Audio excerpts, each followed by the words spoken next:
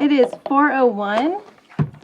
This is the April meeting of EIC, and we are going to be led by Greg Appel with our invocation. Please pray with me. Our Heavenly Father, you have given us so much to be grateful for. We thank you for the blessing of living in this great community. We thank you for the good people that live here and that we have an opportunity of fellowship to serve alongside. We thank you for leadership. We thank you for volunteers and people who serve and desire to help other people and to make this community better. Lord, we just pray that you would guide us in our deliberation today. Thank you for this opportunity to serve our community. In Jesus' name we pray. Amen. Amen. Thank you, Greg. All right, this is Visitors and Citizens Forum. Any item that is not on the agenda may be spoken to EIC at this time. Do we have any speakers? We have no citizen speakers. Okay, I want to just mention that one of our agenda items is the Habitat for Humanity item. And let me see. That, yes, 9A. That item is, we're going to need to take that off of the agenda. So if there's anyone here to speak on that item, since it will be removed from the agenda, if you'd like to speak now, is there anyone that is not signed up that was going to speak on Habitat? Do we have anybody signed up for that item? Okay, all right, very good. I just wanted to make sure everybody that was here that wanted to speak on that topic had the opportunity to do so. All right. Then we're going to move on to, yes, sorry, that was 8A, thank you. The approval of the minutes, 4A. I move we approve the minutes as presented. Motion, second. All in favor? Aye. All right, it's unanimous. Monthly reports, starting with KEDC. Did I see anybody here from KEDC? Y'all should have received an email from Keisha with the KEDC's Okay. reports. They're both out of town this week at other engagements, and so they sent that out. You'll have Okay. that in your packets, and you also got them in your emails. All right, thank you. On your packets, I'm sorry, in your emails. I'll find it in my email somewhere. All right, thank you. So we're going to move on to 5. Right here. Oh, it's right here? Yeah. 5B. That is you. That's me, yes. So we don't have too much to speak to on the current projects, but I'll give you a quick breakdown. I spoke with Joe Pizor over at Peterson Medical, and they're shooting for a May 3rd certificate of occupancy. So a few issues that may come up in between here or there, but they are really close. So it's an exciting project, and I think just about everybody was there at the groundbreaking, and it seems like it was just yesterday. So that's a big project that went up real fast.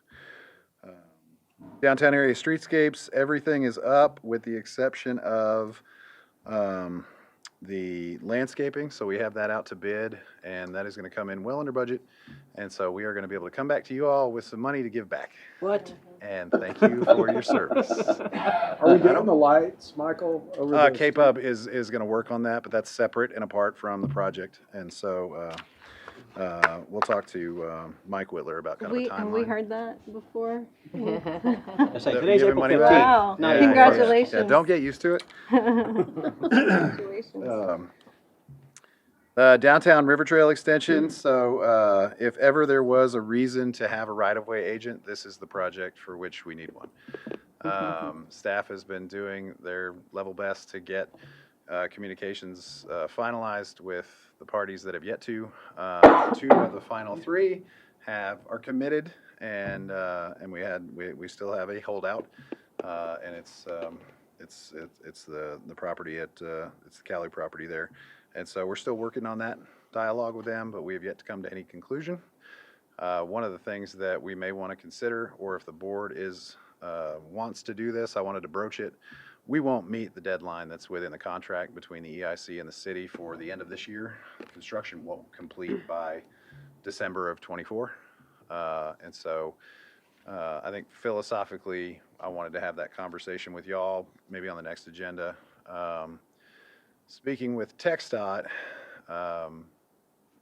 that's a really good transportation alternatives project. And TxDOT provides an 80/20 grant for a lot of these things, so you don't have to walk on the street. You're not on 27 and then coming down.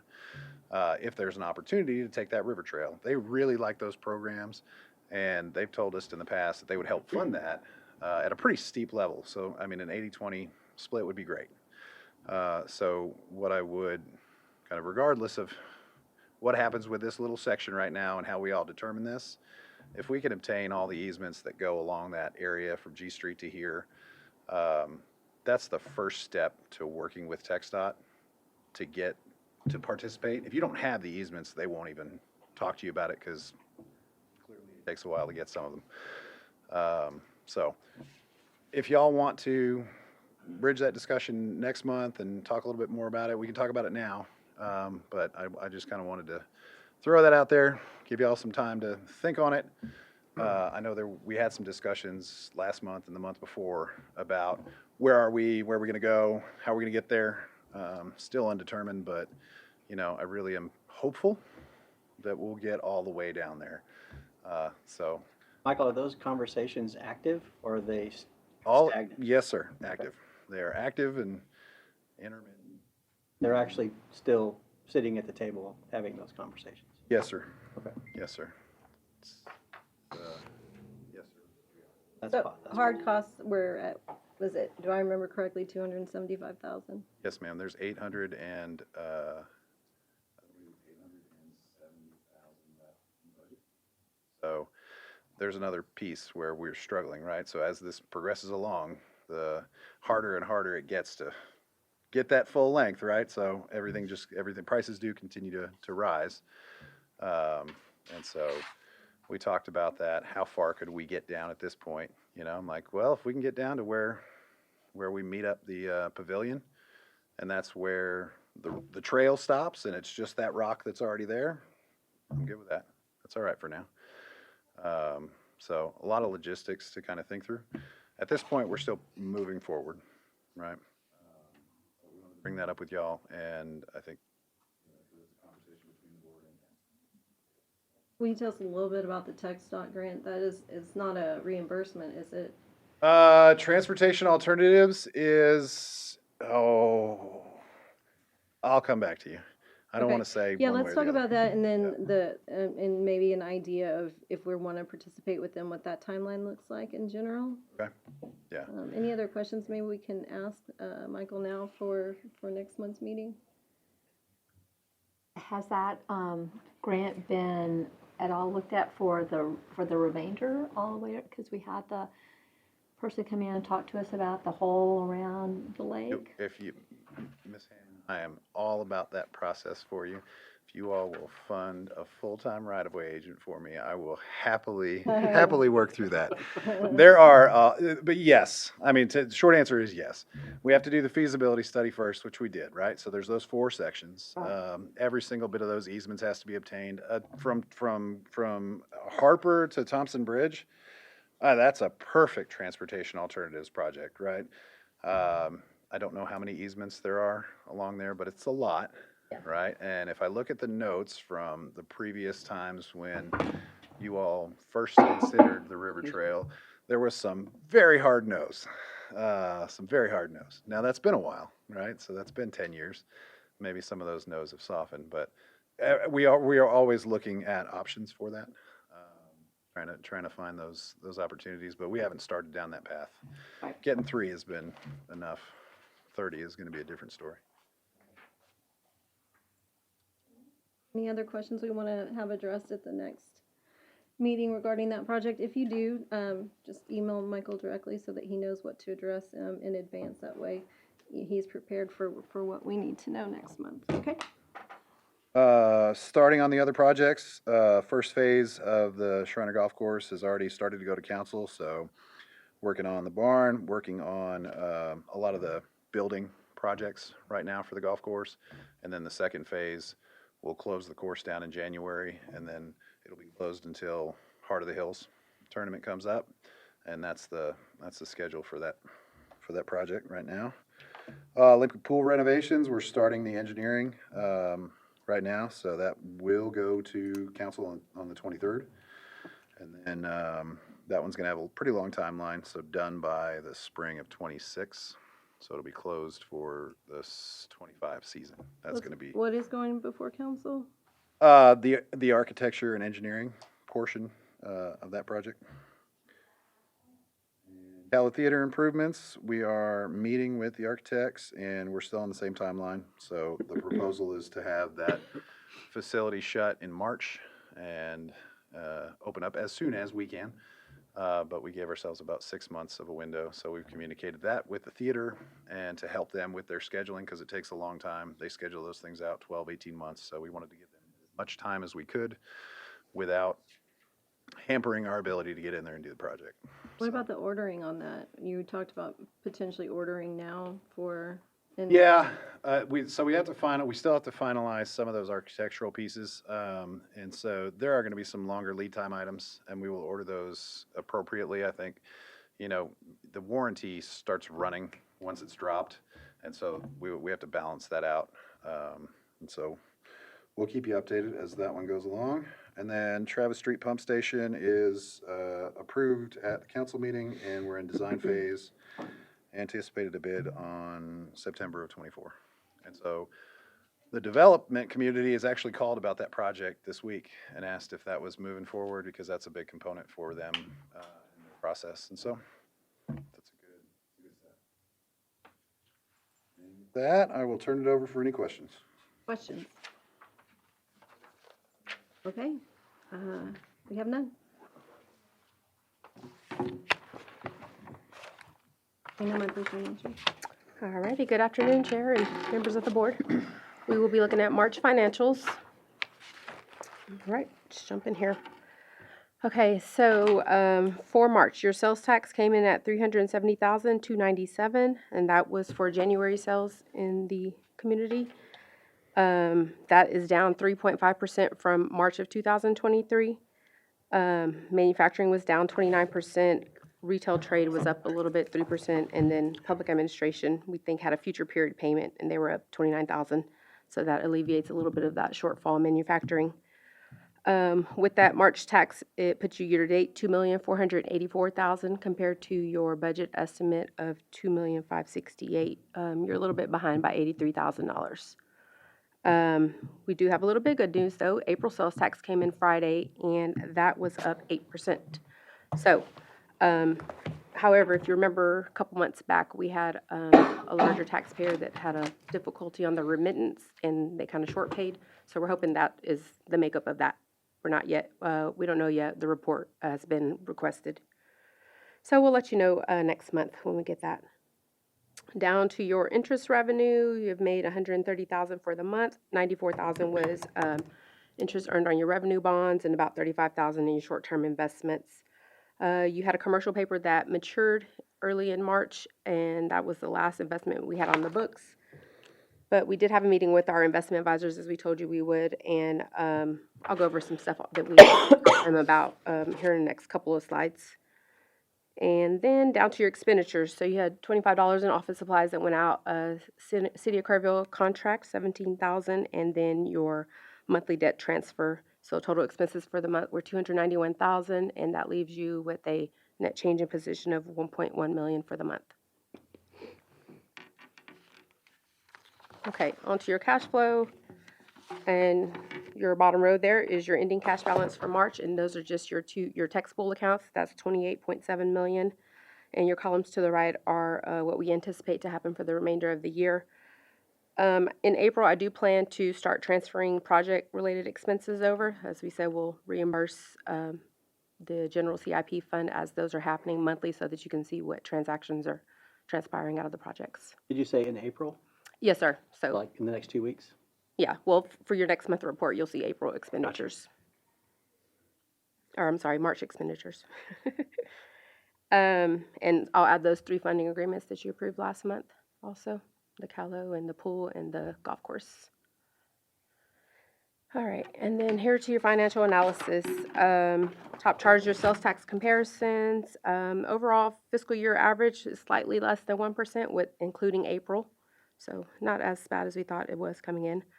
Your remaining project commitments down in the next section there, and then your cash balances and your tax pool accounts on the bottom chart.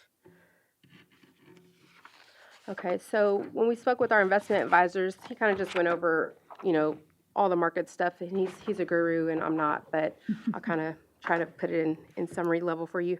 So this is just looking at the economic growth. One of the good gauges of what the health of the economy is looking at the gross domestic product, or GDP. So that measures how many goods and services are put out into the economy over a period of time. So at the end of fiscal year, or the quarters of 23, it kind of grew pretty fast on us.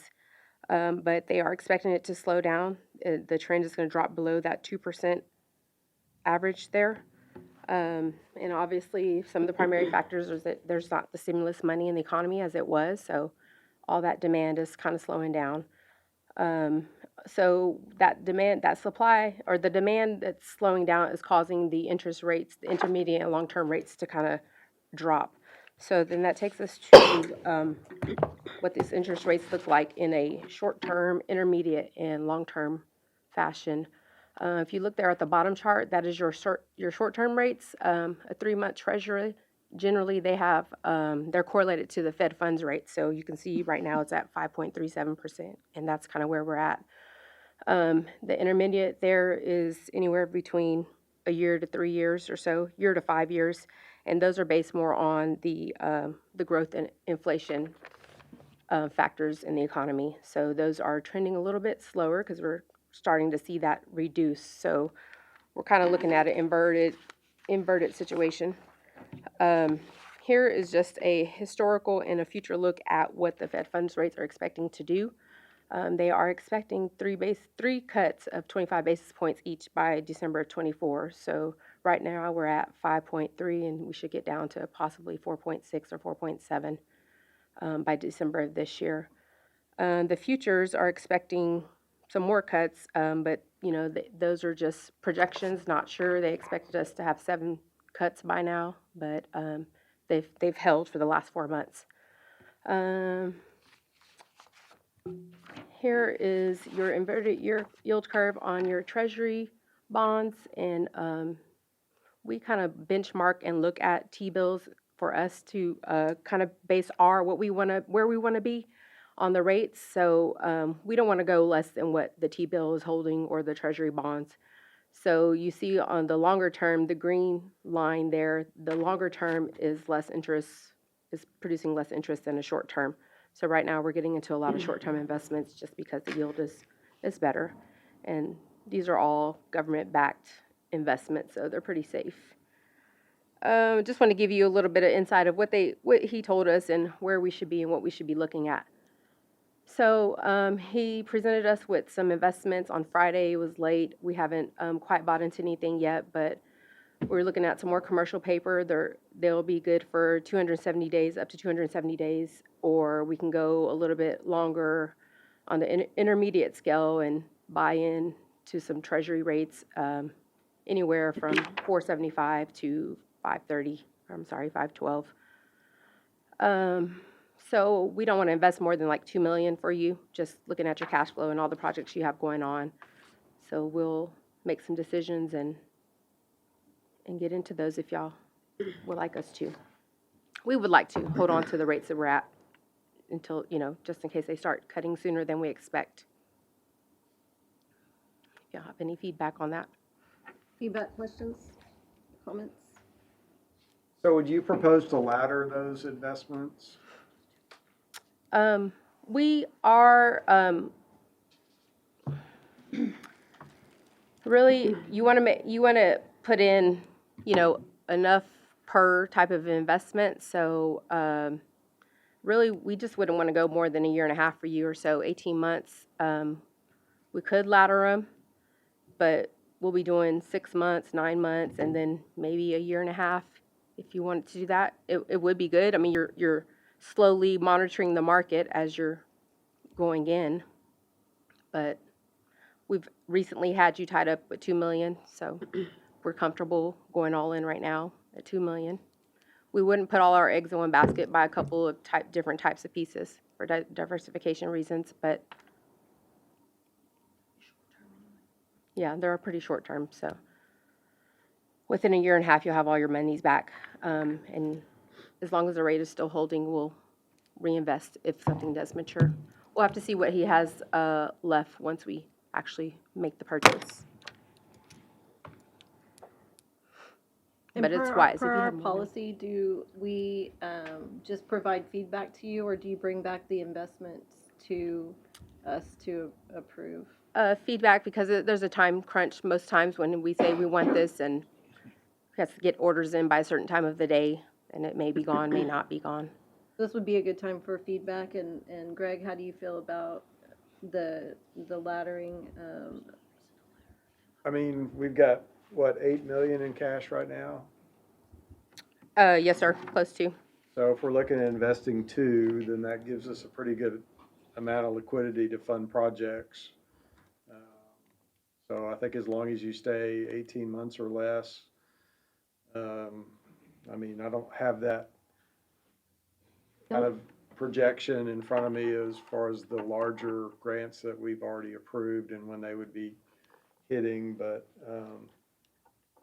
I think the commercial paper that you've done has done well. It has a little bit of a premium above treasuries. Yes, So sir. as long as we're staying less than 18 months in maturity and less than 2 million in aggregate, I think you staying 12 to 18 months, if you can find some quality commercial paper in those, that would be my recommendation. Right now, I our do think that if we get 6 to 9 months CDs, that we're probably not gonna be happy with the rates. Mature. Down the road. right CDs, we only can go 250,000 into a CD based on our policy.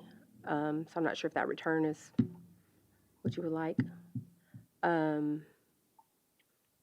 Commercial paper, our policy holds us to 9 months at the moment, and then yeah, so we have a little bit of options if we wanted to break it up, just to buy into different markets. But definitely, cash flow is always at the top of our mind, and liquidity.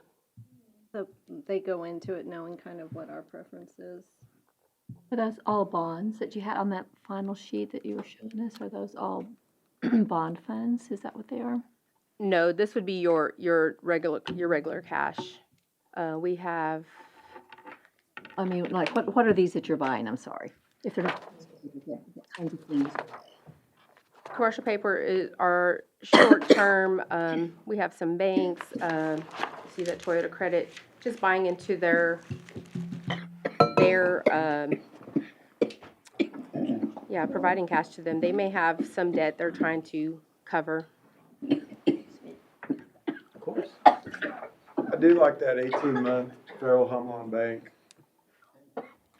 540. Yes, sir, and we have done some multiple investments with that in the past. I like that, and as long as you can get, I don't know, it looks like January 6, 2025 is the longest term commercial paper. So maybe some of that and some of that Federal Home Loan Bank. Okay. Good. Any other feedback or direction that we'd like to see staff go on this? Did you get Celeste? Did you get your question answered? I think. I just have issues, so I don't have anything contagious. So do I. Hill country issues. Okay, all right, thank you, Trina. Yes, ma'am.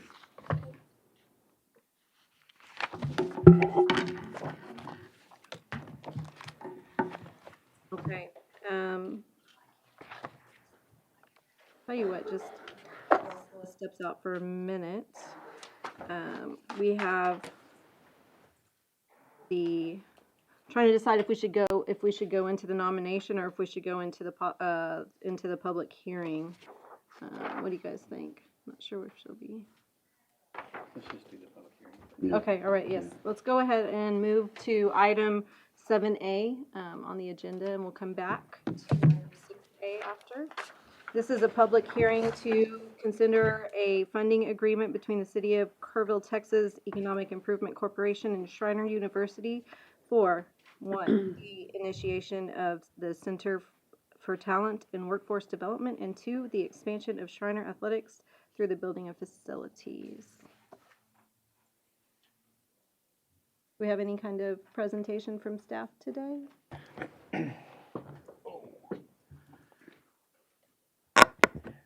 Really no changes from the previous presentation from last meeting, open the public hearing. We can talk about some of the funding methods that they had presented. They had presented 1 million for 3 million over 3 years, 1 million a pop. We could talk about that in executive session if y'all would like after. But other than that, that's kind of really it. Open it up to them if they had anything that they wanted to say, or if there's any questions from the board from that time. Well, why don't we do this? Why don't we just go down the row and ask any questions or make any comments, and then I will open the public hearing after that. So John, do you want to lead us off? Do you have any questions or comments on this item? Personally, totally supportive of their request as presented. Anything to add? Only question I guess I have is timing. Assuming that we approve everything today, when would you guys actually begin your project process? We would begin both of those this summer. We need to get the Center for Talent and Workforce Development staffed up so that we can begin to bring people on as early as the fall semester. So, Is there any collaboration with the Alamo College's campus in town? yeah, Sean and I have met with each other and talked about it, and our biggest piece of collaboration is that we're not going to try to duplicate each other's efforts. So we're not going to do anything with welding, for example. Gotcha. And I think that's probably the very best way we can work with each other. That's all I have. Bliss? Are you good? All right. Okay, thank you. All right, that's it from EIC. So I will open the public hearing at 4:28. Public hearing is open. Is there anyone signed up to speak on this item? We have 5 citizen speakers. Okay. Gianna Hilliard.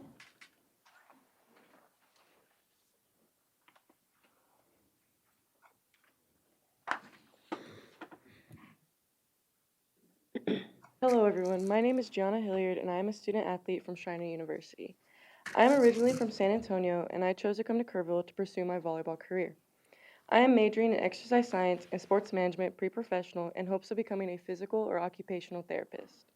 Before I continue with my experience, I would like to thank the Economic Improvement Corporation for their service to the community and for allowing me to speak before you all this afternoon. This is my first year at Schreiner University, and I have already come to understand a multitude of what makes it attractive. The first step I took on campus during my visit, it just felt right. You could feel the energy on campus. It was easy to see that this university is a family and a strong community. As I reflect, I realize how much I have grown in a short amount of time. I started out as a shy, introverted individual who is now opening up and allowing me to put myself out there to find what I enjoy. I have made a variety of friends, created connections with various faculty members, and joined many clubs and organizations that push me to be a better person. As the end of my freshman year approaches, I look back and realize how many opportunities and new experiences I was fortunate to have. My first year as a Mountaineer volleyball player was filled with more success than I would have imagined. I had a great season learning more about the game and how important it is to form bonds with your teammates. Coach Tiffin did a great job on showing us what it means to be a team. All of this led me to receiving Freshman of the Year, which I feel is a great honor. This accomplishment led me to joining new groups on campus. One group is the Student Athlete Advisory Committee, where I am the event planner. I am also a Mountaineer mentor, which allows me to help incoming freshmen and be a leader on campus.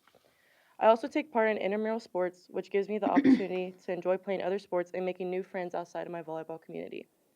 This journey has allowed me to participate in more activities on campus and has opened in many doors for me. This is an experience that we want to continue for many more years for many more new Mountaineers. Having individuals like yourself that continue to support initiatives like this will allow Schreiner to continue to grow. Schreiner has a dream to continue adding more sports and continuing to expand what is already in place. The university is making a place on the map, and more students want to make Schreiner their home for their college education. The student-faculty relationships you build at this campus are truly amazing, and you can't find that anywhere else. Everyone is family here, whether it be amongst the students, faculties, or coaches. It creates a bond that we will cherish forever. They will always have your back, be on your side, and always make sure you have the best intentions in anything you set out to do. Thank you for being here. Bo Cervantes.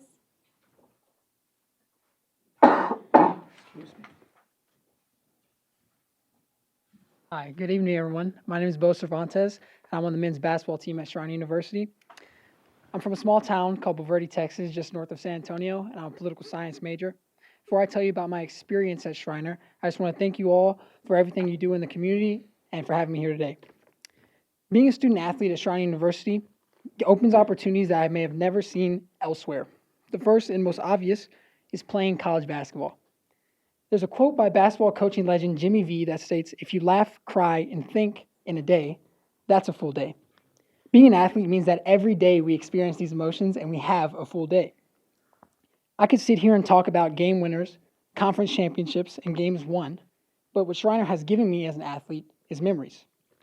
Dancing in the locker room, late nights in hotels, difficult workouts with my best friends, crying on a teammate's shoulder. Being an athlete means experiencing life with every emotion. Shriner Athletics does not just mean experience on the court, but means excellence in the classroom. As an athlete and tutor for our academic support services, I want to highlight the success of our athletes are second to none. All athletes are required to have tutoring hours as a freshman, and if your GPA is not above a 3.0, you have to keep doing this until you're a senior. I've been blessed to learn that being great does not just mean getting all conference awards in basketball, but means being a great student, a great man, and a great friend. So people tend to ask me, "Bo, what are you going to do when you're done playing basketball?" My answer to this is simple. Being an athlete does not mean just playing a sport. Being an athlete is how you approach life. You see, most people come into college and they were the best athlete at their school, but they soon realize that at their university, they're not the best ones. So you have two options.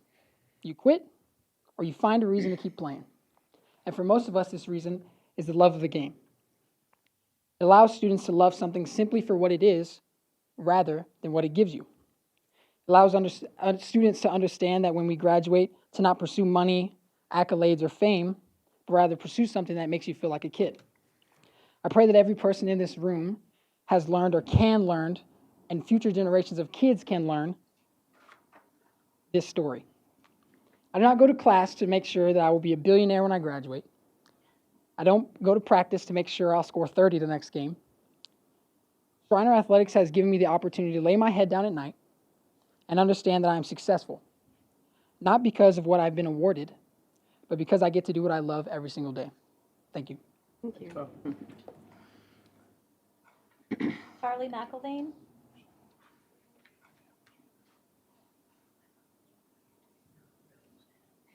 Students are a pretty hard act to follow. Good afternoon, EIC members. I am Charlie McElvain with the Kerrville Area Chamber of Commerce. My address is 1700 Sidney Baker, and I'm here today to discuss the second element of Shriner University's Balanced Growth Initiative, requesting EIC funding for the university's athletic infrastructure. The development of their infrastructure will enable the university to launch a football program with a club and junior varsity season in the fall of 2025 and an NCAA Division III competitive season in the fall of 2026. Shriner University believes there is no single program that the university could launch that will have more of an economic impact on Kerrville than their football program. This financial model is built around the addition of initially 80 new football students, resulting in 10 new full-time positions and 5 new part-time positions. More faculty and more staff will be needed to accommodate these students, and most of these new employees will live in Kerrville. The Shriner model assumes that that with the addition of football, the university will add 34 new jobs to Shriner. Shriner will have at least 5 home games a year played at Antler Stadium. KISD and Shriner are finalizing the facilities rental agreement, and this will have a positive impact on the economic or a positive economic impact on KISD. Based on data from other schools in the athletic conference with Schreiner, which Schreiner will be participating, the university should expect over 300 visitors to each Kerrville game. And based on current hotel rates, meal costs, incidentals, and fuel for the return trip home, the estimated economic impact for those visitors to Kerrville will be approximately $54,000 per day for each day the event is in Kerrville. Ultimately, Schreiner University's athletic master plan calls for over $100 million in capital improvements on campus, which will positively impact a wide variety of Kerrville industries and businesses. An independent college and universities of Texas, which is known as ICUT, produces an annual economic impact analysis for Schreiner University on an annual basis. Depending on the scale of the capital project that Schreiner is working on, the university direct and indirect economic impact on Kerrville is currently between $60 and $80 million annually. With the addition of football, Schreiner University anticipates an economic impact on the city of Kerrville to increase by $15 million each year. I encourage the EIC to support this project. Thank you. Thanks, Thank you, Charlie. Charlie. Lisa Henry.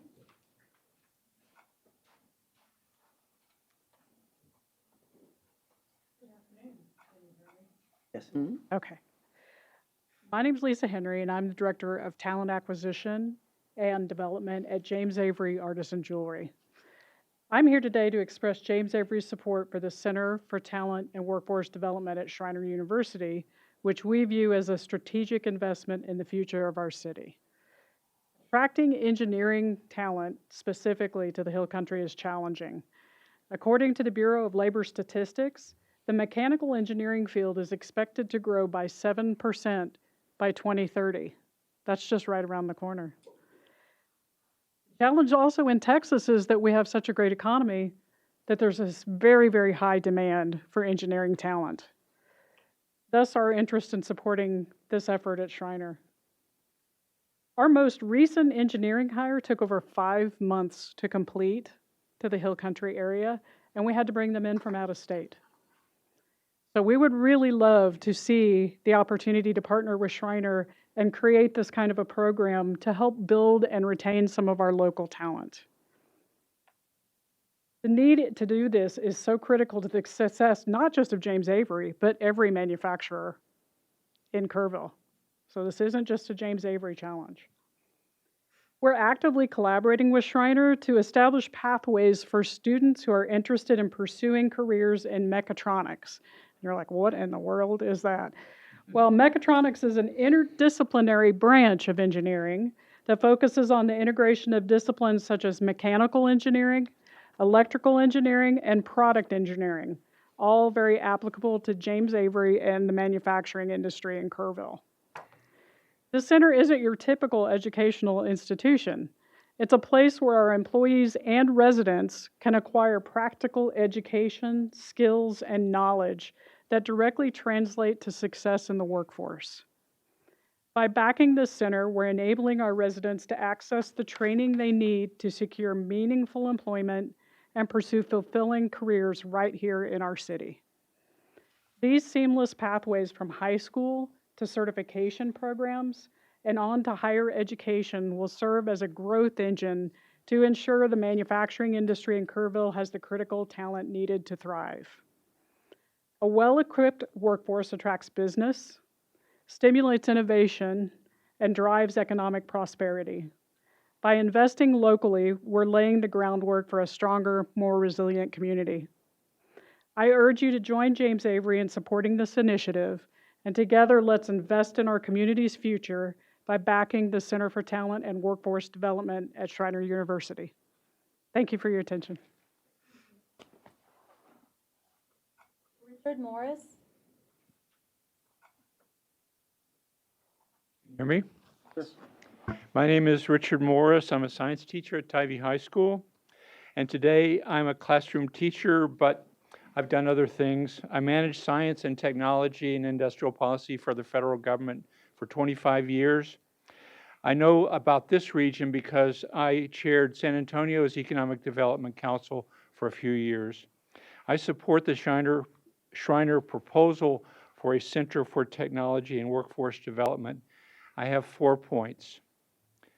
First, we face a crisis and an opportunity. 2, public schools cannot address this alone. 3, the solution proposed here makes sense. And 4th, the foundation of this project has been laid. As for the present situation, being both a crisis and an opportunity, we face a crisis today because schools lack the capacity to prepare students for the advanced manufacturing jobs of the future.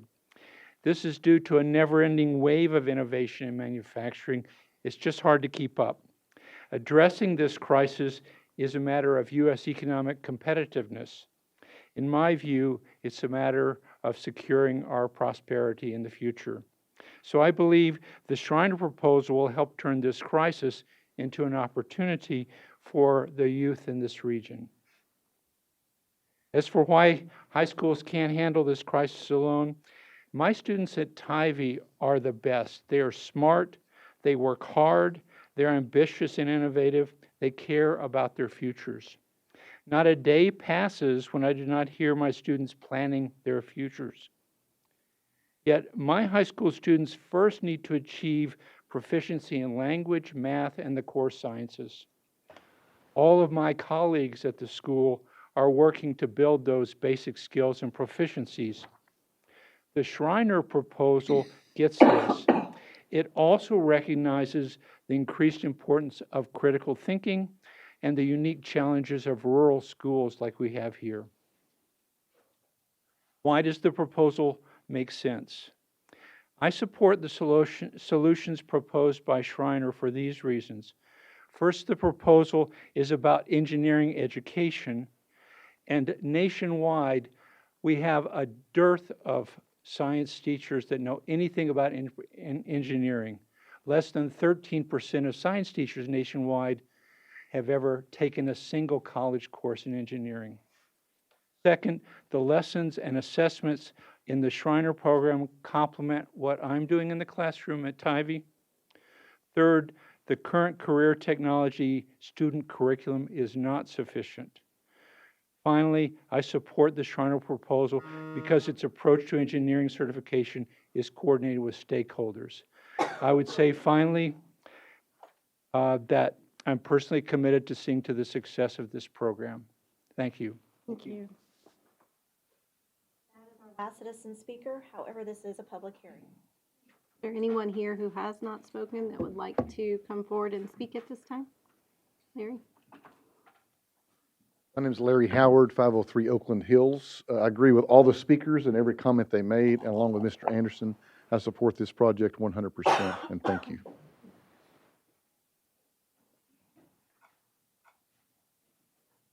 Okay, last chance. All right, thank you all for coming. I'm going to close the public hearing at 4:44, and we can have further discussion, but part of that will best be served by executive session if we want to discuss financial considerations. So if you have anything for the good of the whole right now, please let us know, and otherwise we'll go back and we'll go into executive session after we complete. Oh, the only other thing we have to complete is going back up. Celeste, when you stepped out, we moved down and we bypassed item 6A. Okay. I'm going to move us back into item 6A, and this is the nomination and election of a vice president. And if you will indulge me, I would like to go ahead and make a motion, and my motion would be to appoint Greg Appel to that position. Second. All right, we have a motion and a second. Before we take a vote, is there any other discussion? All right, sounds good. All in favor, please let it be known by raising your hand. Thank you. Thanks. And please express to the students again how they did a fantastic job. They just stepped out, but they did a fantastic job, and very admirable of them to come up and speak in front of us today. So thank you for that. since we are taking item 8A off of the agenda, if I am not mistaken, Mike, I'm looking at you, Hayes. We are going to, if we pull an item off because it's not ready, we don't need a motion, or we do need a motion to remove an item No, from the agenda? as long as everyone understands, we'll bring it back the next meeting. Okay, all right. Okay. It's just, it's not on our side. Habitat just needs more time to review. So, thank you, Mike. All right, so I will entertain a motion to go into executive session, and if you'll see under 9A, it's under 551.071 and 551.087. Do I have a motion? So move. Second. Okay, we have a motion, Celeste, second Kyle, all in favor? Right. So we're gonna go into, do I need to? We're gonna go into executive session at this time. Are we gonna do what we did last week and go upstairs? Okay, all right. Last month, I'm tired.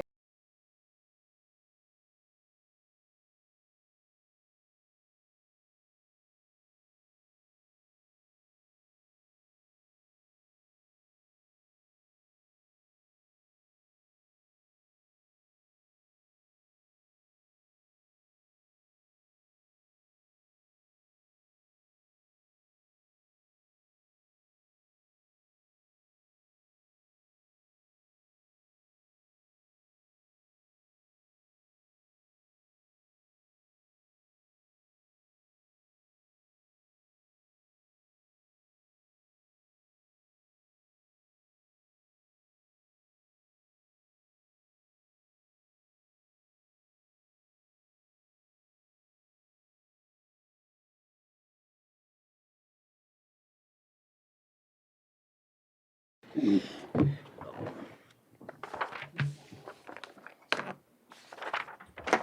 this on your fridge.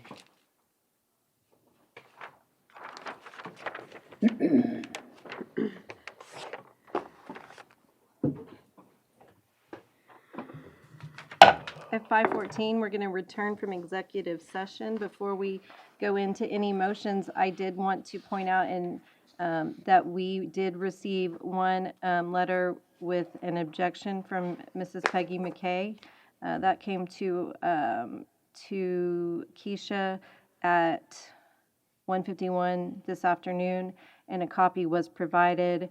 And has everybody had a chance to review those comments with those, with that objection? Okay, all right, so that has been acknowledged, and anyone in the general public who cannot come to a meeting, if you do provide something in writing, it will be presented to us for our review. So, that said, I will entertain a motion for item 7A. Madam Chair, I would like to make a motion that we approve a $3 million grant for Shriner University, payable under the following schedule: $1.5 million in year one, and then 4 subsequent annual payments of $375,000 a year, to total $3 million, in recognition of our overall existing grant commitments. Thank you, Greg.